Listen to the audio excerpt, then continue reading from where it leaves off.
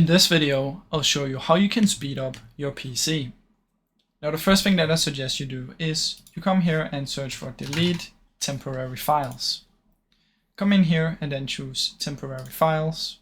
Then just wait for it to load a little bit and then select everything that you want to delete. Usually it's better to select everything except for downloads if you don't want to clear your downloads folder. Just select all of this and then remove files. Then it's gonna clear all of that.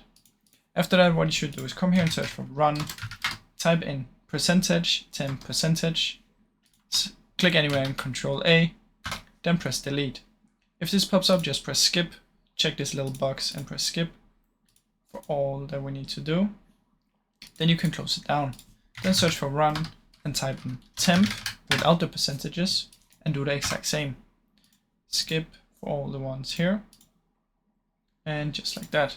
Then search for run and type in prefetch. Press continue for this one. And then what you want to do is do the exact same. Skip. Now, once this is done, what we want to do is we want to search for Windows Update. We search for Windows Update. Come in here, check for updates and take the latest update. Now, after that, what you should do is search for Task Manager, open it up, go to Startup.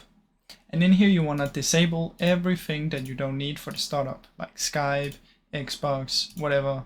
All the things that you don't need for the startup you want to disable. You can also go to processes and you can end everything that's using too much CPU or memory or any of the others. So in this case I will close down my Google Chrome or stuff like that. After that, what you should do is head over to Power Plan, go to Power Options, choose High Performance. If you cannot find it, just press on this button down here and it should be down here somewhere.